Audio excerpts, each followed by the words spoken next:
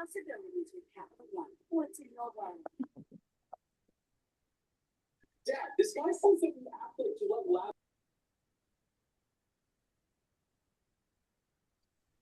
I should really learn how to turn that annoying doorbell thing off of our settings.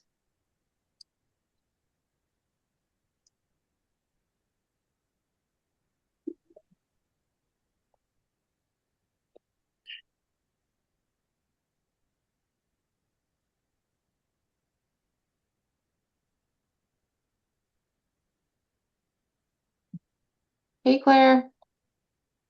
Hello. How is it pitch black at 4:30? I'm still adjusting to Yeah. to this.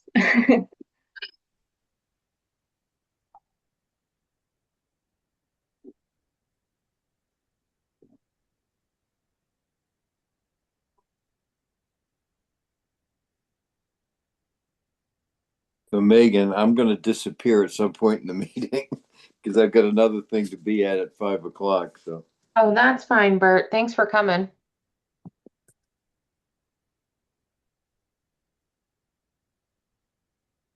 Megan, do I have permission to share my screen?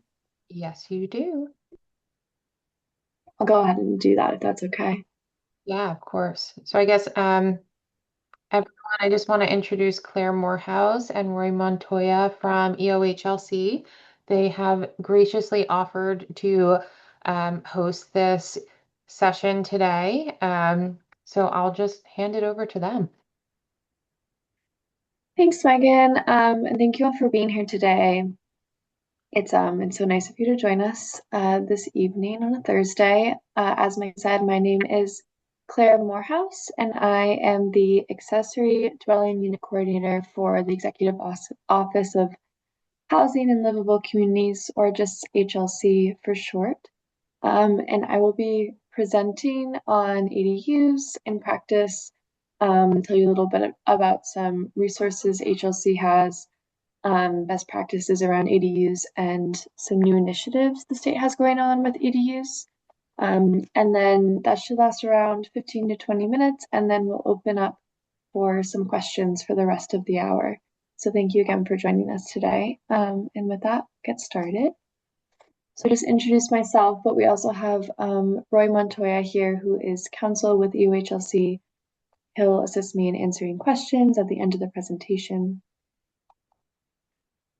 So today I'll just cover some key highlights of the law and regulations, not a full overview, but just some key highlights. And then we'll go into some FAQs that HLC has posted and best practices, some resources for you all as I was talking about, and then those new initiatives.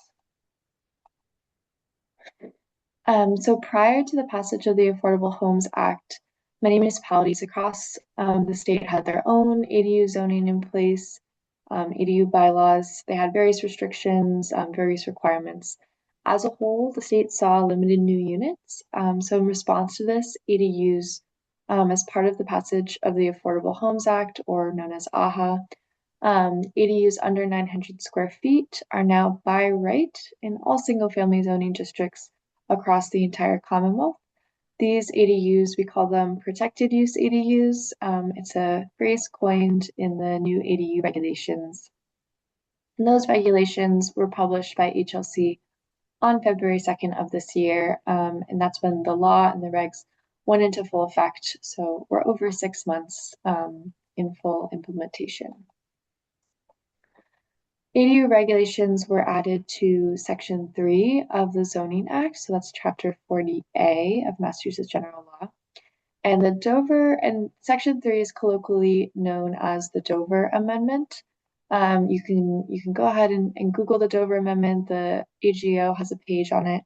But basically, Dover Amendment protects uses that are historically challenging throughout the Commonwealth to be developed or to stay protected, such as religious uses, childcare facilities, schools, churches, that sort of thing. And now ADUs are added to that list of protected uses.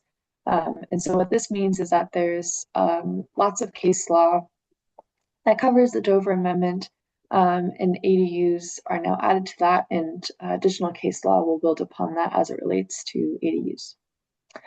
Single-family zoning district is it's also defined in our regulations. It means that basically any zoning district where single-family homes are allowed either by right or by special permit, those are zoning districts where protected uses are now by right. So this could be a commercial district that allows ADUs by special permit, or it could be a a residential district that allows single-family homes by right.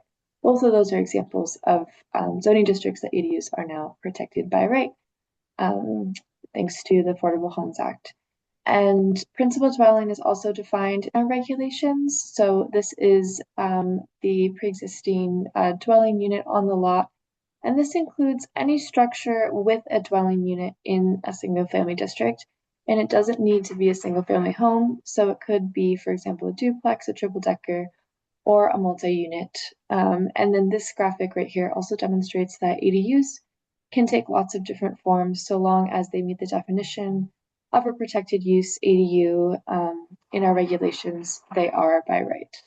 They could be a detached unit, interior, above garage, etc.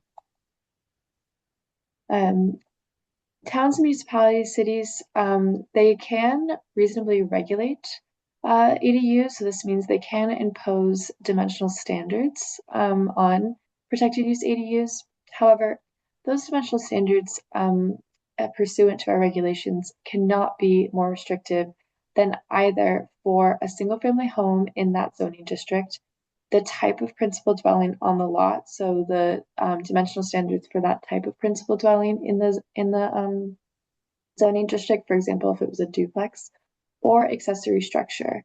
So for whichever is more permissive in your zoning table in that zoning district, that is the standard that should be applied to the protected use ADU. Short-term rentals, I know this is a big topic, particularly in seasonal communities. And STRs are a municipal choice as just pursuant to the regulations as it relates to protected use ADUs. So it's up to the locality whether or not they want to prohibit protected use ADUs from being short-term rentals or not.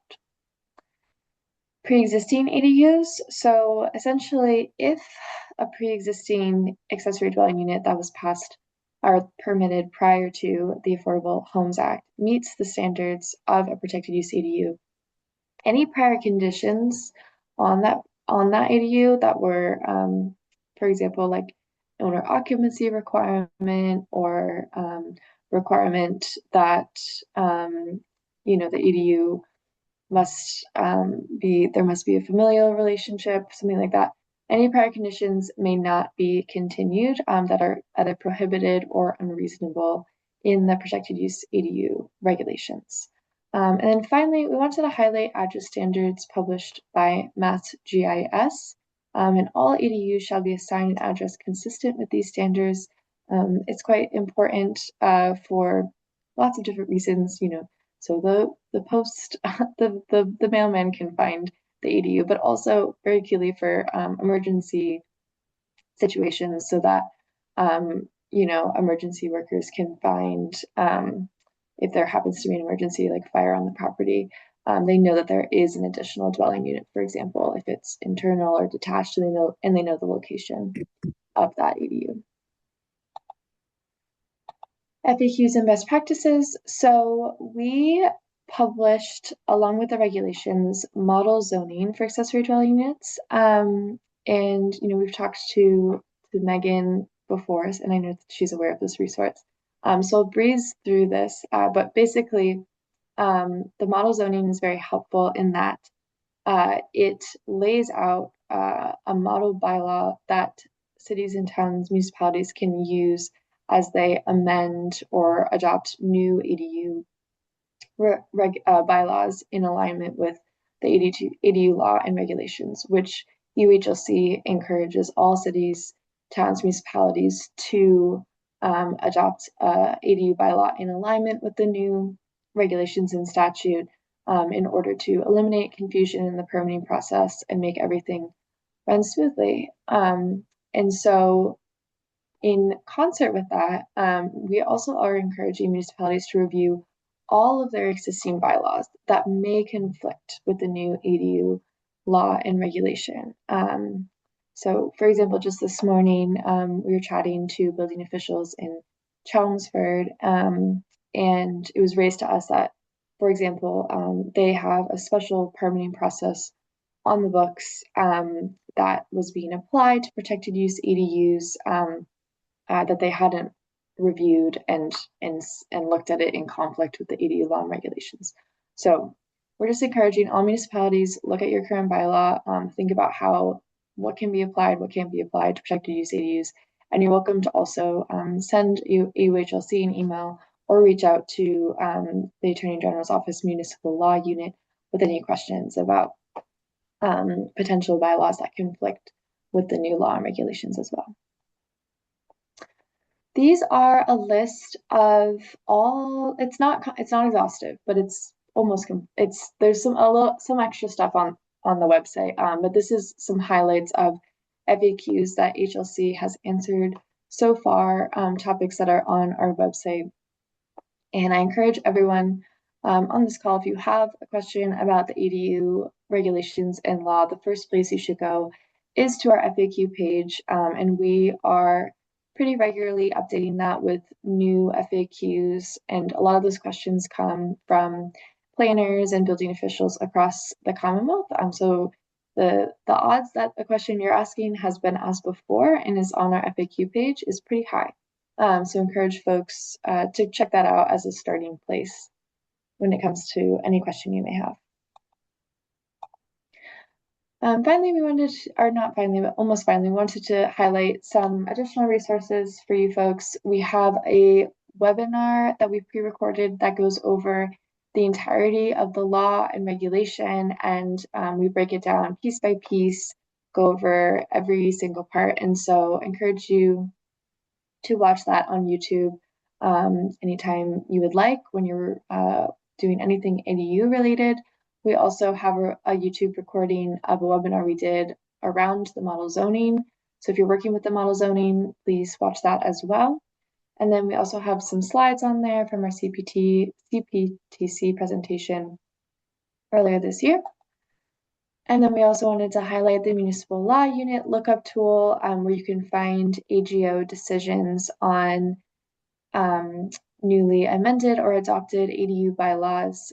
They are churning these out really fast. It's amazing how fast they're working on these decisions, and you can find all the decisions in their entirety on their website at this tool. And if you're looking for a particular topic as it relates to ADUs, you also can do a full search text, which is very helpful.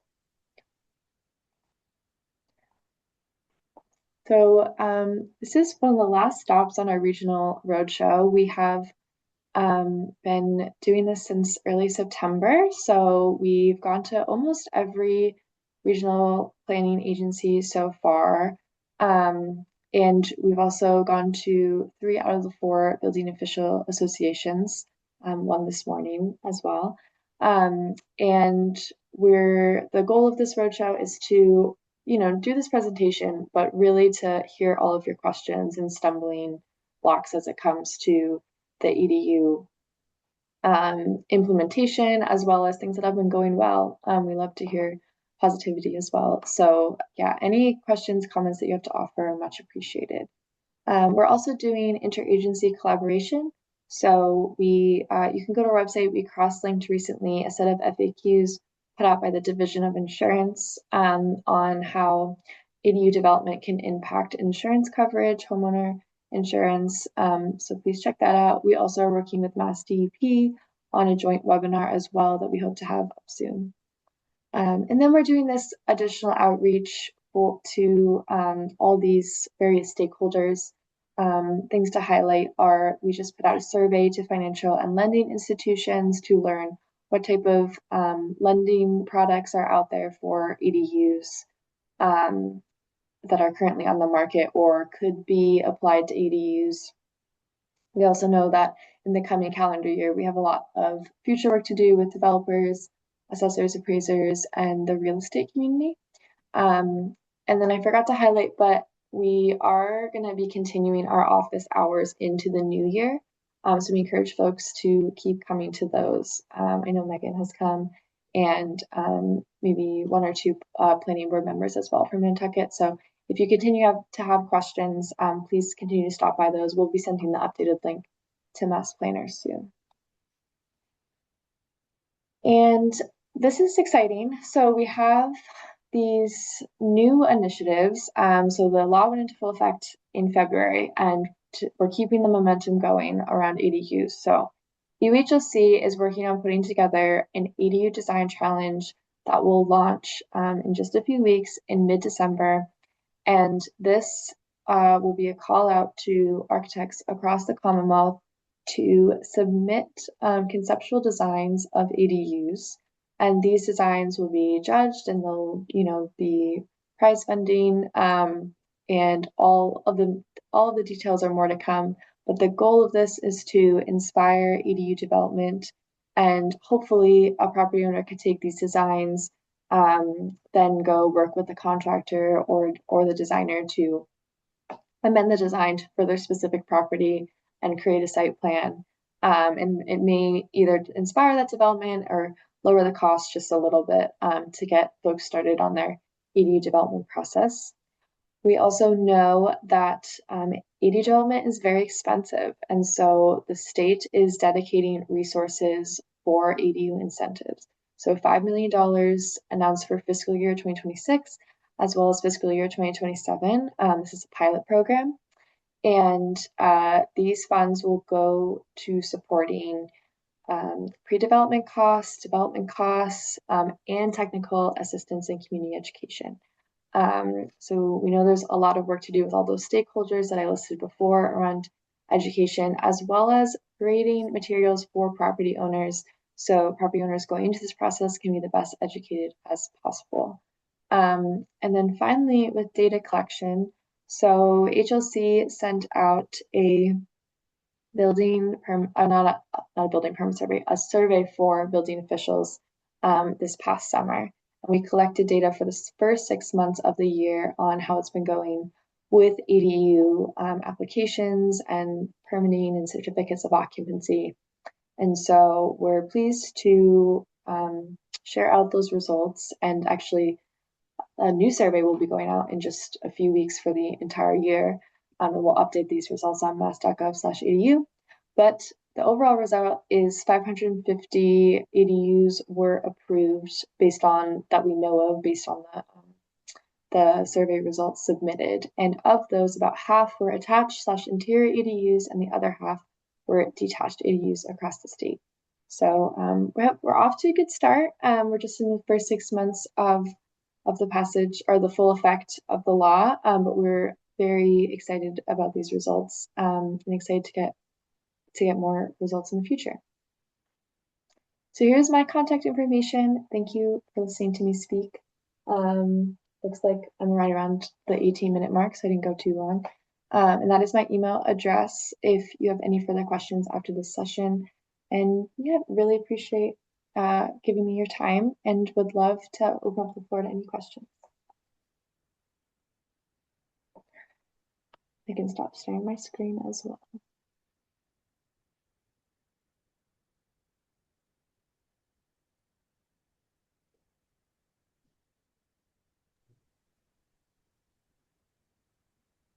No one has any questions? I'm shocked. I have questions. I mean, I have questions, Megan. I was just waiting for other people to ask their questions first, because I've already got to ask questions of both these folks. It would also be really great to hear how your process is going, since we have talked quite a bit about being able to speak with Nantucket folks. So we do have one question in the I'd love to chat. hear about the process. Yeah. Do HOA deed restrictions have any impact on this? HOA is so, we're learning and doing as everyone else is, but so the position that we have taken is that, which we think is correct, but the statute applies to ordinances and bylaws. which are municipalities generally, or in the case of Martha's Vineyard, the commission, because they handle the ordinances, bylaws, the zoning. So an HOA would be a private agreement between homeowners and not enforced by the municipality. So if an HOA has rules that I don't know, but deed restrictions, but if an HOA has rules that limit the ability to build protected use ADUs, those would not be covered by the law that would control. Yeah, Oh yeah, thank you, Claire. This is the FAQ.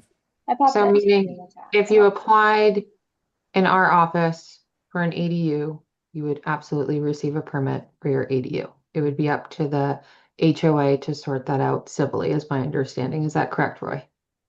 Yeah, that's correct. I yeah.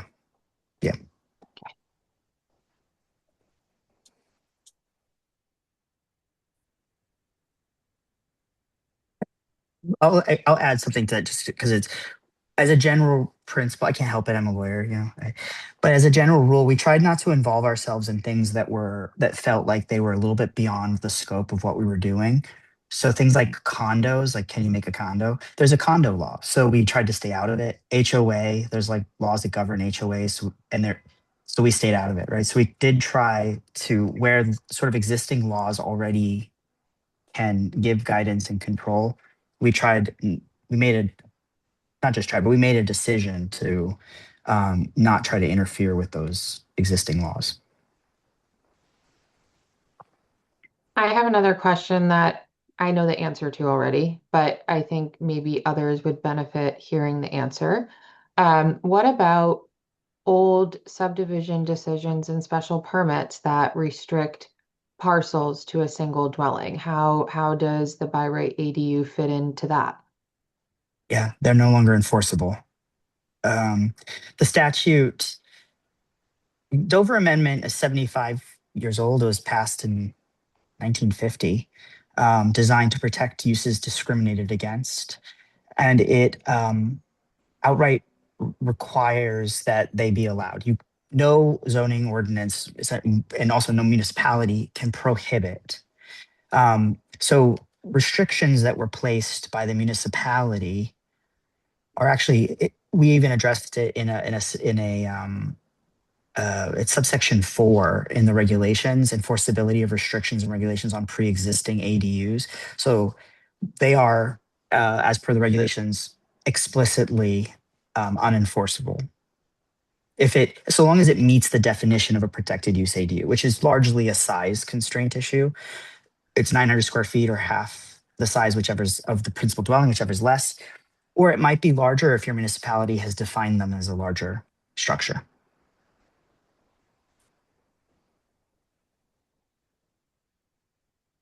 Hillary?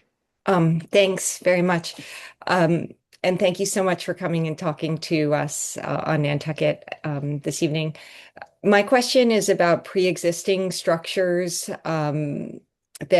structures that are already on a lot that dimensionally meet the definition of protected use ADU, but they might have been permitted on our island as a secondary, or they might have been permitted as a garage apartment. And in our zoning, these are not restricted in any way. They were issued by a secondary would have a special permit, but it doesn't have any restrictions. So if they're dimensionally the same and they're already on the lot, we've talked about the fact that the building inspector can recognize those as the protected use ADU, the one that's allowed, and not issue a permit for another one. So assuming that is the way we start to handle this, I'm just thinking when we actually get our bylaw in place, we'll have to make a choice about whether or not to allow STRs in these protected use ADUs. So how would that affect people who dimensionally already have buildings that meet the definition of a protected use ADU, but they were permitted as something else? They don't suddenly have restrictions on STRs, do they? Or do they? How does that get interpreted? What is it, STR? Sorry, the acronym? short-term Sorry. rental. Yeah, the short-term rental. Okay. Yeah. Yeah. Which A big in our, concern for the Cape. yeah. So the question, what was your question again? I was Okay, still so trying the to figure out what question is, STR was. if it's hypothetical, we will Yeah. have an ADU bylaw at town meeting to bring our zoning into compliance with the state law because it's currently not in compliance. And I haven't been involved in any discussions one way or another, but it might end up that bylaw that is put on the town meeting warrant to vote takes up the option for the single restriction that we can apply on ADU, protected use Yeah. ADUs, which is no short-term rental, obviously, because the point of these protected use ADUs is long-term housing. So if our zoning bylaw if our town meeting does adopt that, what happens to all of the pre-existing structures? Because we have lots with 3 structures. We have lots that have a primary, a secondary, and garage apartment. That's pretty common. How are the pre-existing structures interpreted in the law? Yeah. So you have a difficult task because Nantucket is, I'm going to say unusual because I don't think there are that many municipalities that are permitting 3 structures as freely as Nantucket has been doing. So it's a challenge for your community to determine which of the existing structures is if a protected use ADU, if any of them meet the definition. It might be a secondary, it might be the garage apartment on a lot. It's not necessarily tied to how it was permitted or the name. If there's more than one, how you pick which one is really up to you all. It's just all we can say is the law requires that the homeowner be given the right to one. The short-term rental would apply to the protected use ADU in your bylaw, presumably, whatever the protected use ADU is. And then once identified would be applicable to that unit. There are probably different ways in which you could manage that administratively. I don't certainly have any expertise in that. I know there's occupancy permits, for example. Maybe it's permitted as there's one town, for example, that had in-law apartments that they had already permitted to be built, but they were never designed as separate living structures. It was always sort of a part of the internal home. So there's no firewall. There's a lot of things that would need to be done in order for that structure to come up to code as a full dwelling unit. So they would be issuing new permits. Anyone who wanted a protected use ADU or turn those pre-existing structures would need to apply for a permit, an occupancy permit. You'd have to show that that it was brought up to code, essentially, that it meets the code to be occupied as a dwelling unit, which provides a process for them to identify the protected use ADU on the lot. So whatever that looks like in Nantucket, that is certainly an administrative challenge.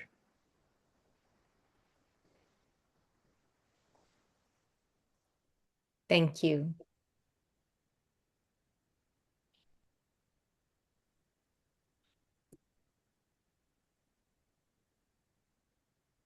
David.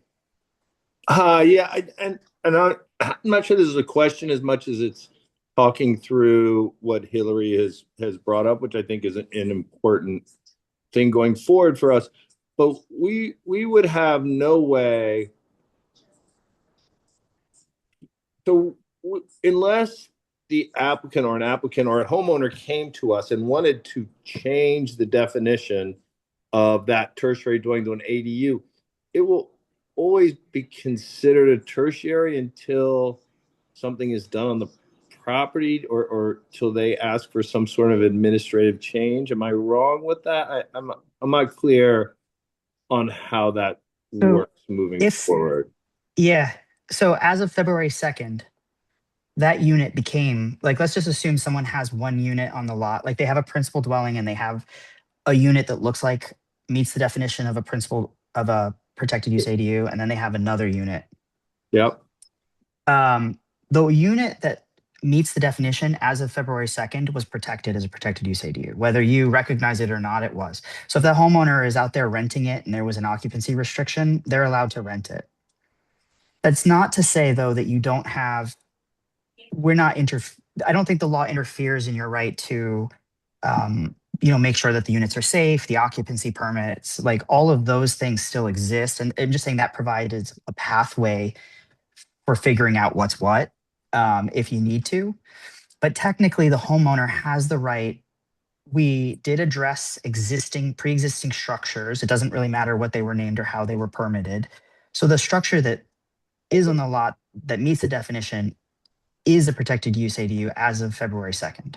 So with that said, if we pass a bylaw that says no STRs no short-term rentals in an ADU unit, whether that was a tertiary built 5 years ago, if it meets the definition of an ADU, then they can no longer rent that short term. Yeah, you're allowed to impose short-term rentals on protected use ADUs. You can do that. So unless I'm missing something, but I think that that's right, that you can do that. I would, if I can just chime in, just to, I guess, maybe offer a different perspective that we definitely need to look into. And thank you for bringing this point up, Hillary, especially now that our community has defined what a short-term rental is and has inserted this into the use chart.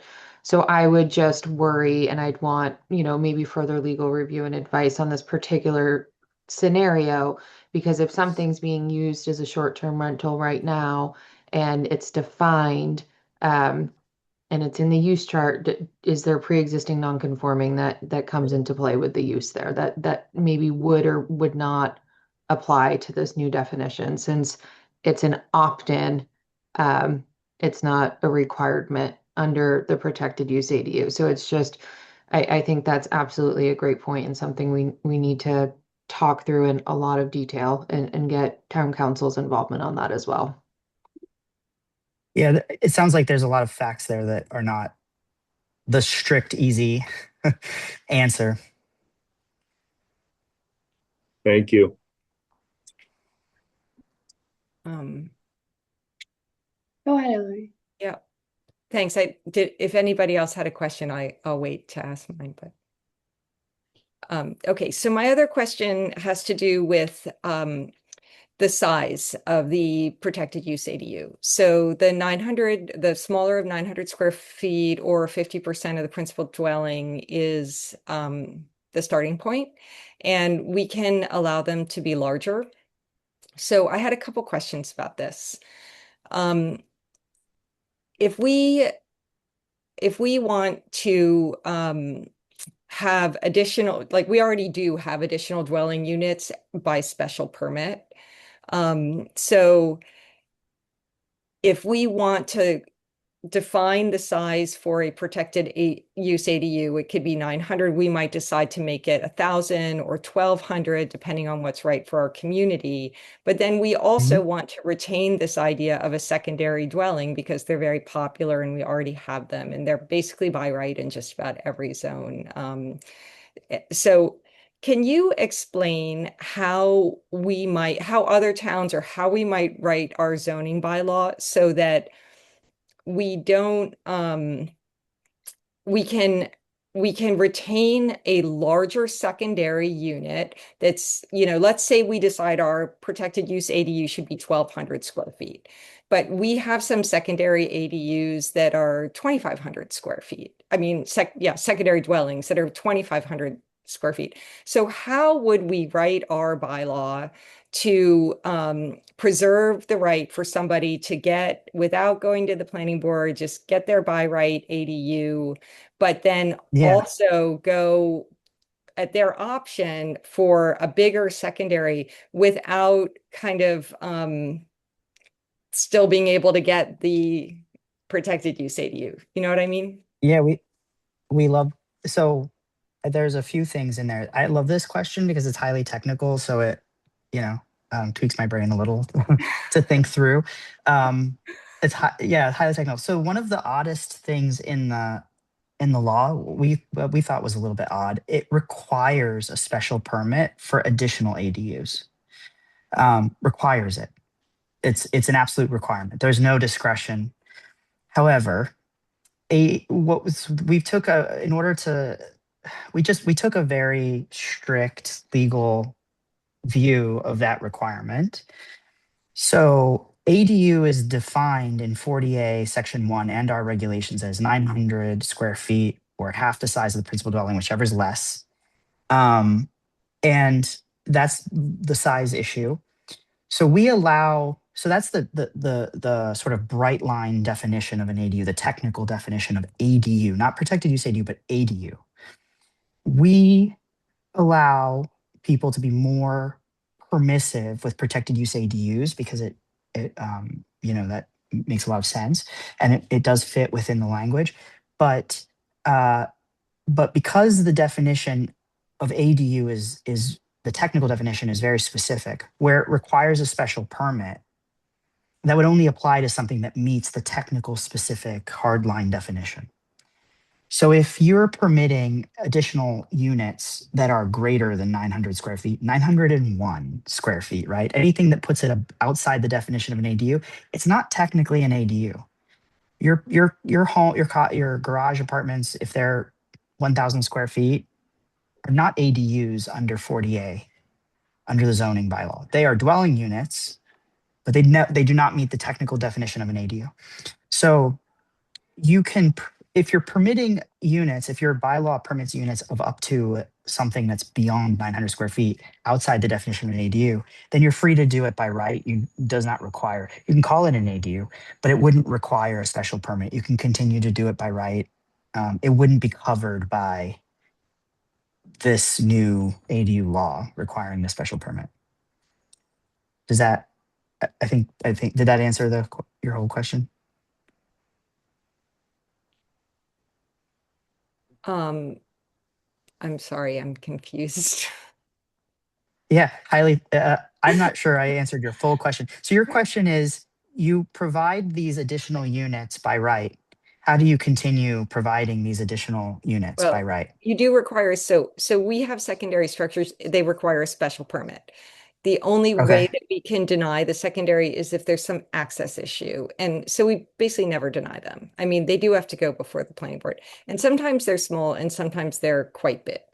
So I'm just asking how we're going to knit that together with the protected use ADU definition, because sometimes what the person wants, and they would currently say it's a secondary, we're going to go to the planning board, we have to, is dimensionally a protected use ADU. So what we could see, and I don't know, there have been 10 so far this year. The last time I checked, it was much less than 10. So this is an accelerating permitting process that's happening that we're not, the planning board isn't aware of what's happening. Not that we couldn't be, we could go and ask, but it's not coming to our attention.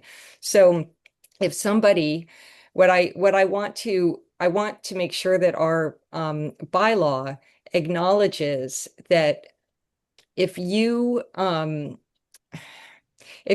a secondary that is 2,000 square feet, you have to get that by special permit. And I'm aware that there are some towns that have bylaws that say that is at your option to forego the by right ADU and opt to get the special permit ADU. Is there an interaction between those two things? I don't know you can do that. I don't think you can forego someone's right. The Menton decision and the review for the town of Menton. Yeah, so I think what you're referring to is, let me ask you something. The 2,000 square foot, your example, accepting the size, putting the size aside, would it in all other respects be consistent with the protected ADU bylaw with no prohibited restrictions, for example? Yes. Okay. Yes. So that's different than foregoing your right. So what the what the AGO is saying is not just Menton. I think there's 5 or 6 decisions now that say the same thing. You were required to allow by right the minimum that the state law requires, the 900 square feet, whatever.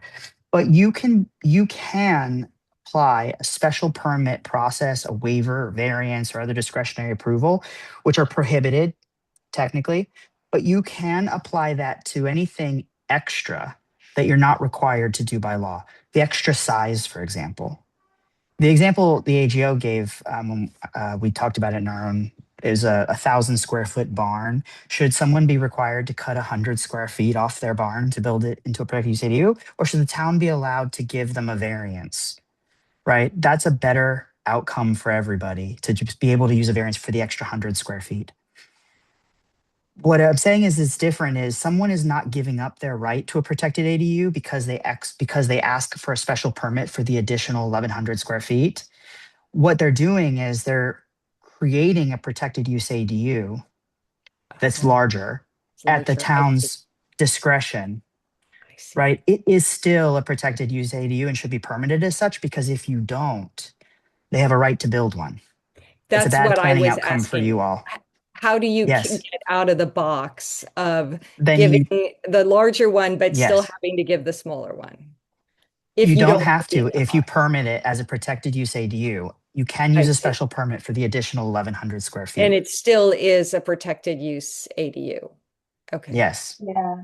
but it's protected. It was permitted as one. You're not going to be able to impose prohibited restrictions Right. in the future. It's a choice. Okay. Thank you. And That's then Mendon, just when you read Mendon and whatnot, there's the same problem in all communities that the AGO has commented on, all like 5 or 6 that has come out. They all had the same problem. What they did was they said protected ADU is 900 by right, and we're also going to have an ADU is 1,200 with a special permit. And what the AGO said is your bylaw does not make it clear whether the special permit 1,200 square foot ADU is supposed to be protected or not, because the law says any additional ADUs, like any local ADU additional, requires a special permit. So are you requiring a special permit because this is not a protected ADU and people still have a right to one? Or are you requiring a special permit just for the extra size? They weren't clear that it is a protected use ADU that they were permitting by special permit. You need to be clear. okay. Thank you.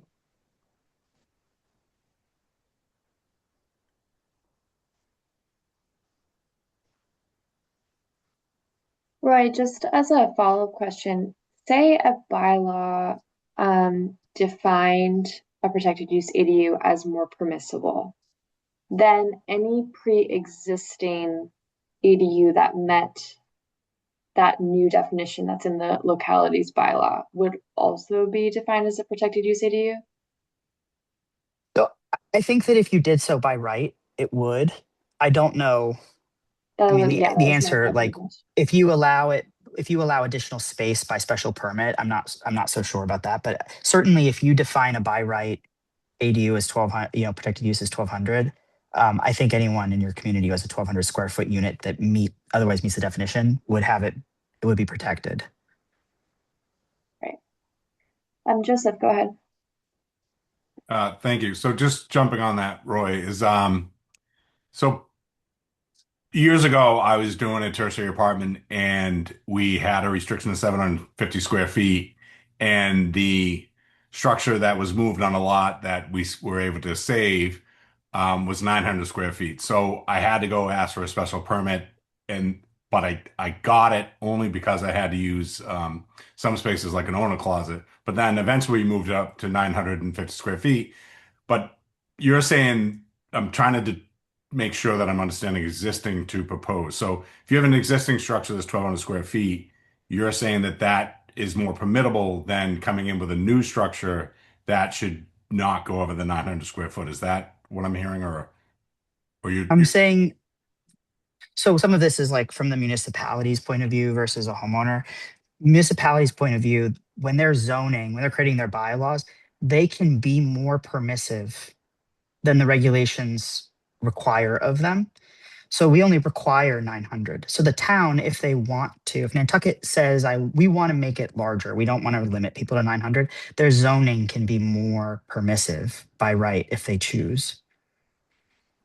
So it's really up to Nantucket how they want to define the size. They can't go below 900 in their definition, but they can go bigger if they want to. Okay. That makes sense. Thank you.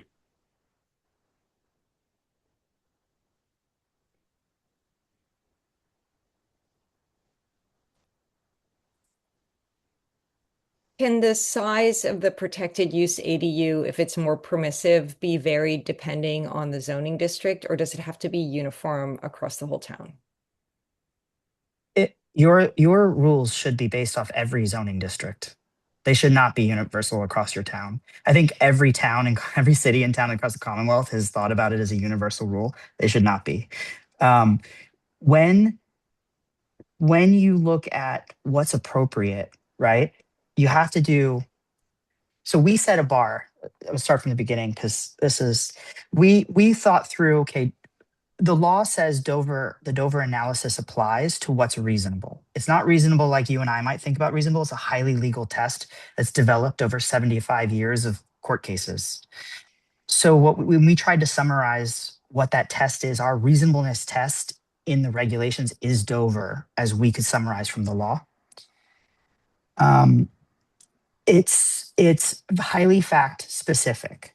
So, for example, each district is going to have not necessarily in Nantucket, but most places, districts have different setbacks for different types of structures, right? So your ADU setbacks are based on a sliding scale in the regs, and even that is like a bar we set. But hold on, sorry, I've been in meetings all day. My iPad is dying. So we set a bar. When you go through the analysis, though, it might not let you get to the bar we set. The analysis might say you have to be even more permissive than what EOHLC set as sort of a high-end bar. And when you look at it, like you're going to look at each district because each district has unique challenges. You know, there might be a wetlands issue in some districts, but not others. There might be different setbacks or different height issues. You know, so every district is going to be unique. So you can absolutely set rules by district, and you really should be considering that. And also, this applies to the lot. So when a permit comes in, regardless of whether the zoning is reasonable generally, the zoning might not be reasonable as it applies to the individual homeowner and the individual lot. And so, you know, they have a right to reasonable regulation. And when this is challenged in a courtroom, that's how it's challenged. The court is going to go through the factual analysis of that rule and that lot in determining whether it's reasonable as applied. And that's what makes Dover very difficult. You know, it was largely designed for like a university campus or a church. So very few uses in a town, but now it's going to apply to hundreds or thousands of parcels in every town. And it's a highly fact-specific analysis, which is why we always invite you to talk to legal counsel, because it's such a big legal test. But if we decide that we want to have a protected use ADU be 1,200 square feet, we could have that in the limited use zone. You could absolutely do that. In our historic district, we could go with 900. That would be okay. Yep. Okay. You're not required to do anything over 900, period. So you can be more permissive in any district, in a specific district. You can do a waiver or variance on specific lots where it makes sense. Yeah.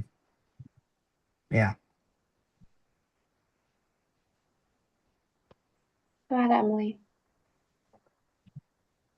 Thank you so much for your time this evening and for the presentation. I actually had a question about lot size, and it looks like maybe this is something I would find on your FAQ page, and I may have gotten an answer from Megan in the past that I'm forgetting about as well. But if you have a pre-existing non-conforming lot with regard to size for current zoning standards, that wouldn't otherwise allow an additional dwelling unit or structure to be built, would the existing legislation still allow a protected use ADU on that lot, regardless of existing zoning standards? So two things. The first is we recognize that there are lots where, because of the facts and specifics of the lot, that you're not going to be able to build. We recognize that that's going to happen, but you have a right to a protected use ADU. It does not matter if the lot or any structure is non-conforming, and it does not matter about lot size. So one of the provisions in the so when you look at the definitions and the regulations, I would invite you to look at them. When you look at the definitions of a lot, or a principal dwelling, that is where these are applicable. We expressly included principal dwellings and lots, regardless of whether they're non-conforming. And there is also, when you look at dimensional standards, it's 71033B2, so down to it, but it's a section on dimensional standards. It says that a municipality may not require a minimum lot size for a protected use ADU. So you have a right to one, and it might be that you have a small home with a basement that could be turned into one, even if you had to dig out the basement. That's a possibility. Maybe you could go up. I don't know. You could, if you have an existing bedroom that could maybe be turned into a small protected use ADU, there are sometimes options, even with limited lot size. So Thank you. think creatively. That's helpful. I guess, so what about an instance where there was an undersized lot that was less than 900 square feet? Because we do actually The lot have is less than some of 900 square those. feet. They're not So many, I think but seasonal communities has a tiny homes. So if it's less than 900 square feet, you probably don't have a principal dwelling. And one of the distinctions between, we don't have the regs yet, but as I understand it, one of the main distinctions between like a tiny home and protected use ADU, tiny homes are often intended to be principal dwellings on a undersized lot. To have a protected use ADU, you have to have a principal dwelling. So, if you're not likely to have one on a small 900 square foot lot. Tiny homes are also smaller, I think, in the draft regs, so they're 400 square feet. And protected use ADUs are 900 square feet or one half the principal dwelling size, whichever is smaller. I will say I was in a seasonal communities meeting yesterday morning because I'm Nantucket's rep on that council, and we did discuss clarifying that in the final draft of the regs that a tiny home does have to be the principal primary structure on the lot. that's helpful. Thank you.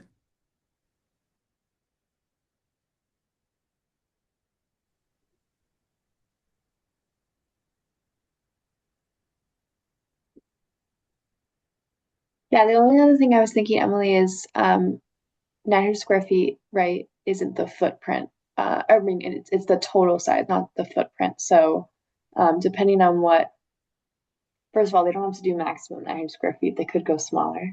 You can have protected use ADUs that are smaller than 900 square feet. But they could have a small footprint, and depending on what your height dimensional most permissible standard is for that district, you can have a funny looking protected use ADU. I don't know if they would have it, only if they have a principal dwelling on the lot, but folks could get creative.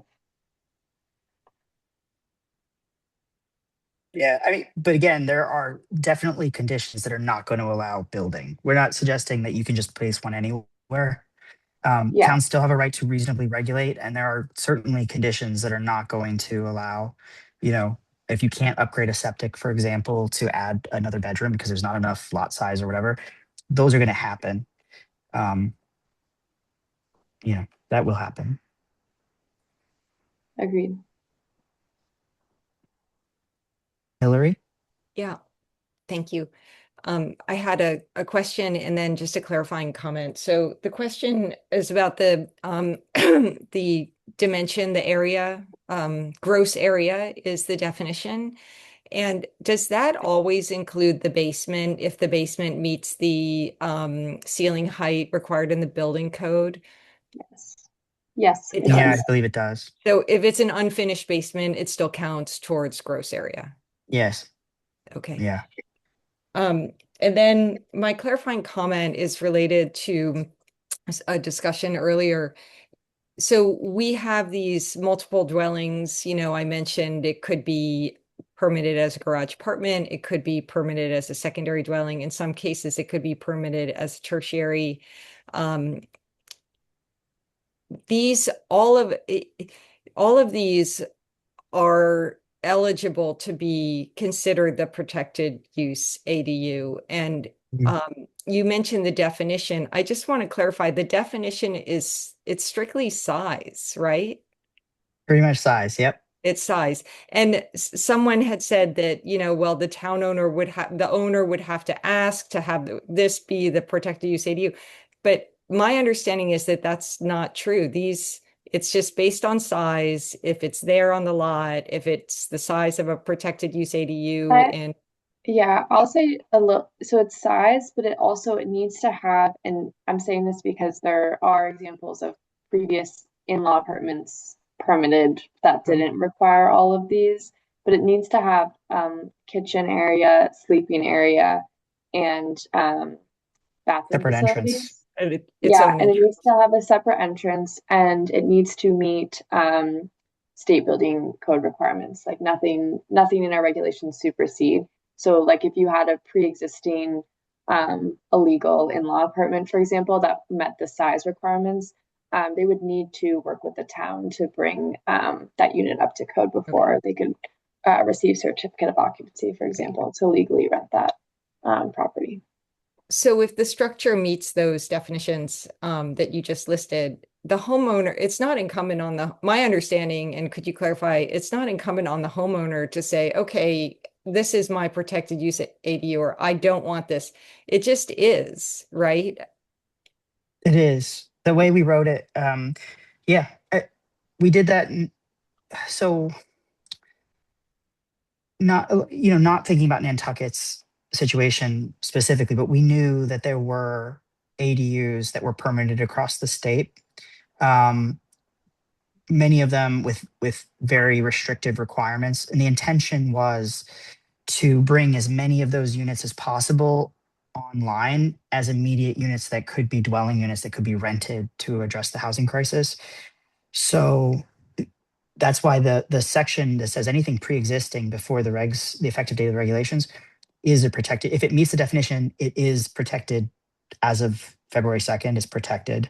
So it just is. I do think it's reasonable to try and take account of those units. They should have addresses and whatnot, which I think Nantucket's already doing a lot of this stuff. But just recognizing that this isn't done in other parts of the Commonwealth, you're just ahead of the curve because you allow so many units.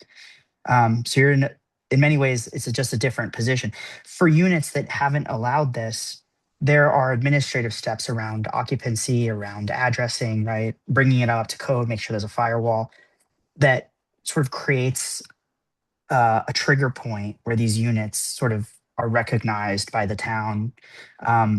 You're just not in that position. So these units they meet the definition. They're technically are.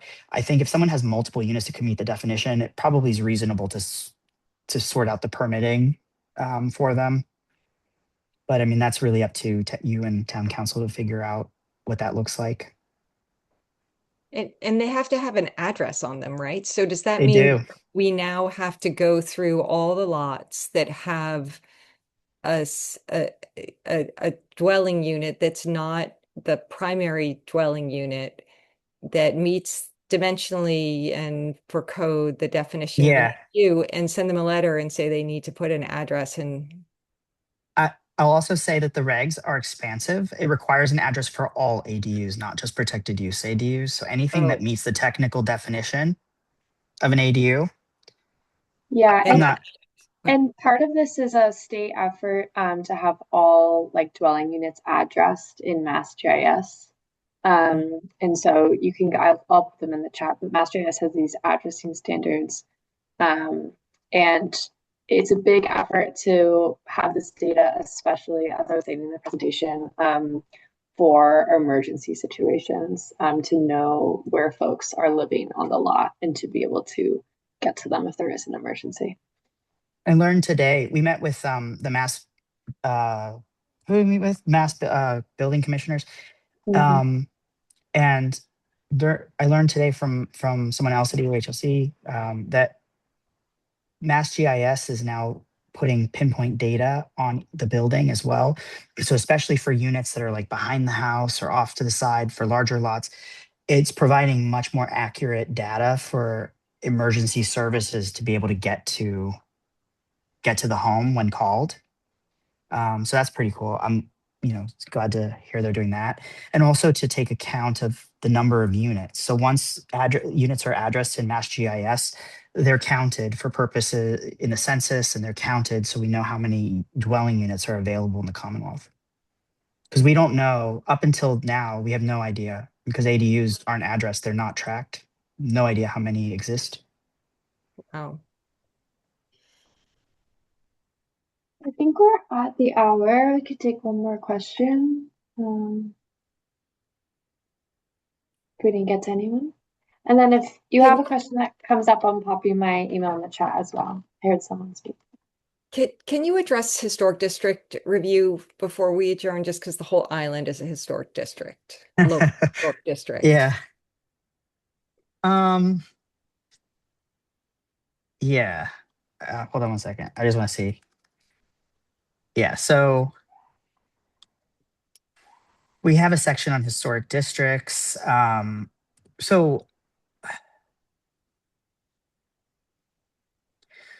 the difference is that for dimensional standards, for design standards, in trying to figure out we're trying to figure out a way to make what's reasonable. So like what you are requiring of your single family homes as a starting point for what's reasonable for ADUs, which are again just one on a lot, sort of these tiny homes. So that's what we tied it to. And again, Dover might require you to do something different, but that's what we tied it to as a starting point. Historic districts, we gave permission in the regulations. We gave permission to tie them to something other than single family homes. So, because there might be some reason in that we didn't know in your historic district, there might be a reason or need, to set a different dimensional standard or a design standard requirement for the ADUs. However, Dover always controls. So it does not mean that those standards or those dimensional requirements that you might want to impose in a historic district would survive that reasonableness analysis. You still have to go through it to make sure. I will say in a historic district, part of the analysis is what is the municipality's legitimate municipal interest. And I do think that in a historic district, the legitimate municipal interest is a little different because it's a historic district. And so that analysis might come out a little differently, but you still have to go through it, and it's not sort of carte blanche to do anything. We're basically just saying you're not tied to the same requirements, and you have to go to the analysis.